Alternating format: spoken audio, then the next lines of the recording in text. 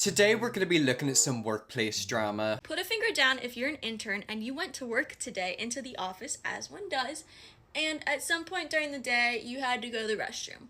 Alright, so you go in the restroom, another girl goes in after you, and then you're both doing your business as you do. All of a sudden, you hear a male voice go, "Oh my gosh, they sell tampons in here. Ha ha ha ha ha." Oh. And you're like, why are there dudes in Why is there a man in there? And then you clock it and you're like, okay, maybe it's just like a janitor. But then you're like, no, they would have said something like, hey, like, we need to clean. Is anyone in here? And like gave you a heads up. And these people did not do that. All of a sudden, there's like dark figures coming over to your stall. It's like something out of and Harry one of Potter. them tries to open the door.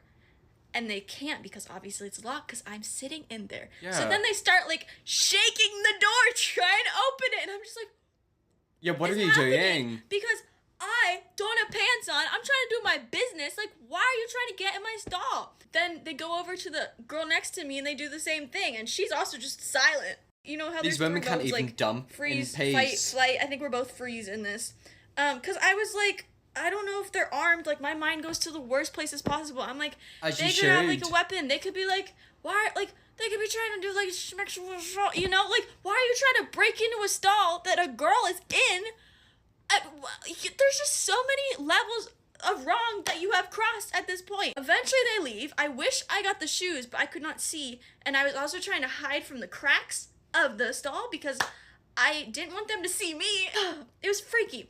And then you proceed to go back to your desk and you're looking for the other girl coworker that's like around your age.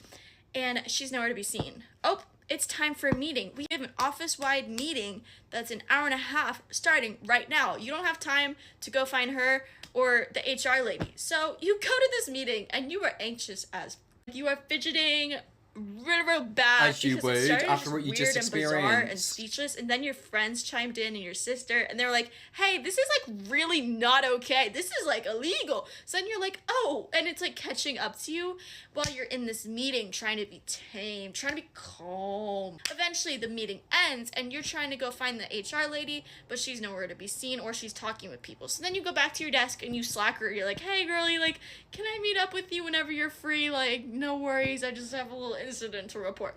And she's like, yeah, come into my office. That's not a little So incident, I go in that's and more I than talk to that. her, and she's like, okay, I worked in HR a while, and this is one of the scarier things that's happened. And I was like, okay, that's cool. So then we take a field trip up to the 7th floor, and we go spill our guts to these HR people, and they're like, okay, give me your number. We're gonna try to find him on the cams. I'm like, mwah, thank you for your service. You go back to your desk, and then you decide to drink an energy drink, and you don't really think it through. She's gonna need to then go to you the really toilet have to again. pee.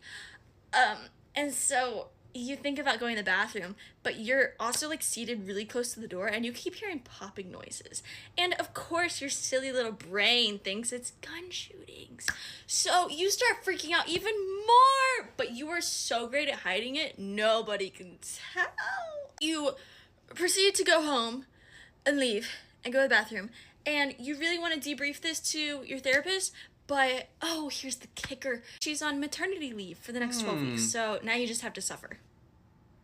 I don't know what I expected when we first watched that video, but it surely wasn't that. At that point, I'd just leave that job. Too bad you didn't film the encounter guaranteed viral TikTok, and it looks like she did video it. So are we gonna hear like a scary man? Ooh.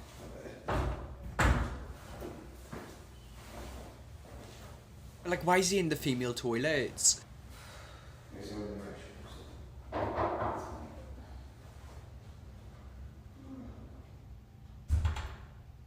First of all, it's bad enough that man is in the female toilets, but it's the fact that he's like knocking on the doors and calling them B words. That's something you just don't do. This is so insane and invasive. The fact they shook both stalls, I hope they get found, I'm so sorry. And it's illegal. I'm getting a vibe that maybe that guy doesn't work there, or if he does, it's even more terrifying. The fact like that man is going into female toilets and he works in that place. But it's not like he accidentally walked into the toilets, by the sounds of it, he literally walked in and was trying to get into the toilets that we're in. If they got into that stall with her, I feel like something bad was gonna happen. Girlie, don't ever be afraid to skip a meeting and go straight to HR if something like this ever happens again. Everyone would understand, I'm sorry this happened to you. Put it this way, you know, if he didn't get into that toilet, whatever toilets is he gonna try it to? Is he gonna go to a separate floor of the building and try it again? The best thing you could do is report it because you're protecting other women. Quite clearly that man has a thing for getting into cubicles in women's toilets. Why though? What is he planning on doing? Because I don't think he's planning on doing something good. We need to start preparing young women for the workplace drama that involves just a random old lady having one-sided beef with you. Like, I was fully expecting the misogyny and ageism from men, but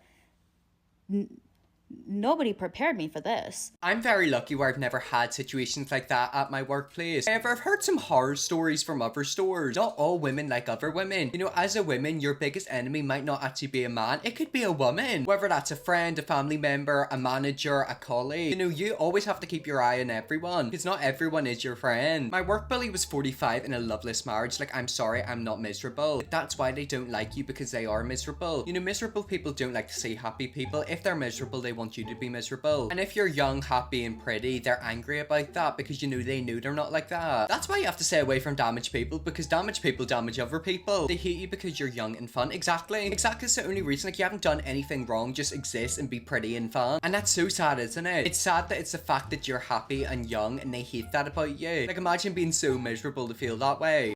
I told everybody at work today that I'm pregnant, and before I even found out that I was pregnant, I work in a lab, so it's all men. There's one other girl in there, but she only works part-time. But this one guy in there, he was talking to me one day. He literally so I work in a lab by myself, and he comes into my lab one day and he goes, did your parents pay for you to go to college? It's a bit weird. Like, no. And he was like, they didn't give you like one of those, what's it called, I don't know what it's called, that college fund that your parents like give you. And I was like, no. He's like, then how did you go to college? Because she paid for it herself and is now in debt. Scholarships, and I have student debt. And he's like, oh, well, I was just asking, because he's like, I just don't really understand how you get through college then. Besides the point. Then he's like, well, because if you had that, then you can roll it over to an Roth IRA. I was like, okay, well, I don't have it. So end of discussion, right? Get out of my lab. Yeah, literally go away. And then he goes on to say, well, if you ever want to have kids, you could just start one for them. So just to end the conversation, I said something along the lines of, I'm not having kids. I don't ever want kids. Obviously, that's not true. I just wanted to end the conversation. I wanted him to get out of the lab. So today I announced at our group meeting that I'm pregnant, and he walks by me as the meeting ends and he goes, really sounds like you didn't want to have kids. Oh my God, shut up. I've definitely encountered a few people like that. It's just like they're weird. That's the only way to describe it. Like, they just are frigid. Like, they are just like an ice pick. Sounds like a perfect time to say what an odd thing to say out loud. Well, it is. Like, it is weird. It's odd. It's not normal. The fact he's asking you about college and why you're there. I feel like he's only doing that because you're a woman and he's trying to intimidate you. Does he have a crush on you? Does he have feelings for you? Is he jealous of you? Like, what's his issue? Is he intentionally rude or just not emotionally intelligent? I worked alone in a lab too and came across both for sure. It could also just be that he's an awkward person, or he might have autism or something like that, so maybe he struggles to communicate. However, by the sounds of it, he is being intentionally rude. It's not like he's an awkward person, it just sounds like he's a nasty person, he's a rude person, he's a miserable person. Don't answer his questions, talk to HR about his inappropriate behaviour. Honestly, just put in a grievance note about him. Just say you don't want him to communicate with you. Maybe the reason he brought up kids with you is because he has a crush with you and he wants to have babies with you. I feel like that just went really dark. Like, be careful in case he doesn't try to stalk you and murder you. Get rid of me to go to work after I had probably the worst work-related mental breakdown last week. And it was because my team members were talking smack behind my back. For context, I work in tech and a lot of my coworkers are like 50-year-old men. Oh, you're youngest. My dad. I've been working for over a year now, so I feel like I'm really used to the auntie, uncle, people that are older than me dynamic. Okay, so everyone that I work with outside of YouTube is older than me by at least 10 years, and I had to get along really well with them. That's one thing I was nervous about. Like, I was really nervous of working with people who just didn't get along with me because they were older. I'm very lucky where I've never had experiences like these people, because everyone I've ever worked with has just been dead on. Maybe it's just because we're all Northern Irish. And I'm also friends with a couple of them. It took me so long to finally get comfortable at work because everyone was so much older than me, and I also look very young. I'm 5'1", so I'm very petite, and I also feel like I have a little bit of a baby face, so I look 12 if I'm not wearing any makeup. So being a young girl who also looks very petite and young and is new to the workplace and like corporate America as a whole, my first 3 months at work were honestly so incredibly tough. I feel like for most people, when they join, their team really does a good job of like holding their hand, asking them to network, getting lunch with them. My team did nothing of the sort. The first day I was at work, I literally had lunch alone in a corner because no one was like, hey, can you grab lunch with us? When I tell you, I really had to figure my way out in the workplace. I really did everything from scratch. It was so hard. When I first joined, I also feel like I didn't dress that professionally, and I found that people would keep calling me like kid in conversation. I got tired of being called a kid, so I did a complete 360 with my work outfit. I started dressing a lot more professionally and made sure I had a little bit of makeup on basically every single day. I've also been told by like literally every single person that I've met that I'm very intimidating in person, or that I have a terrible RBF. I personally don't see it. Like, I'm literally so tiny, I can't see why you would think that I'm intimidating, but you know, that's what everyone's telling me. So then because of the RBF allegations, I started being a little bit more friendly, or I tried to be smiling a lot and like say hi and good morning and be very welcoming. I don't think the case is that you're intimidating. I think what's actually going on is that they're intimidated by you. They're a lot older than you and you're a lot younger than them, but you're in a similar position as them. So maybe they're looking at you and going, whoa, this girl is a lot younger than us, but she's in the same job as us. So for them, they find that intimidating. Specifically in the workplace, I feel like when I'm around my friends, I'm not like all bubbly. That's not my natural personality, unfortunately. And so now most people were like, oh, when I first met you, like you were the most warm and welcoming person at work. You're always smiling. And so I'm like, okay, like I think I'm doing something right. Fast track to a year and a half later, I thought I'd kind of figured out how to be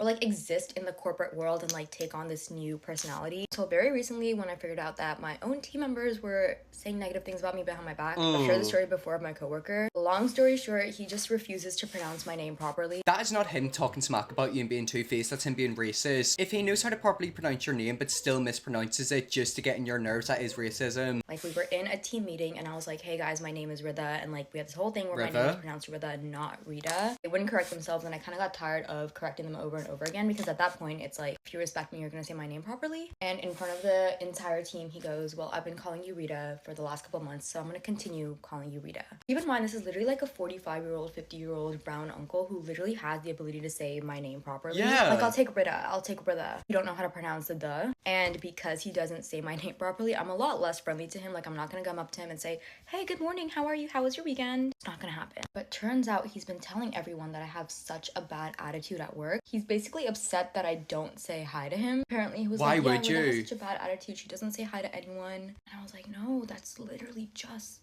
you. It's giving he's mad that I actually set a boundary between us, because he used to be kind of my mentor-ish, and then I literally outgrew him, and I don't really need his mentorship anymore. And his literal reputation at work is that he's the guy that talks smack behind everyone's back. Interesting. At that point, I feel like I made it if he's talking smack about me, because if he talks about himself, no one listens. And the next uncle was apparently mad that I show off too much, and by showing off, they basically meant that I like get ready for work, because like what else could I be showing off? So told this one auntie that her behind looked good at work. And he has a daughter that's literally my age. And I'm saying it now and I'm like, oh, that's so dumb. Like, they're so stupid. Blah, blah, blah, blah, blah. But last week I was literally in shambles. I was having my own little Barbie monologue, because I felt like no matter what I did, someone always had a problem with me.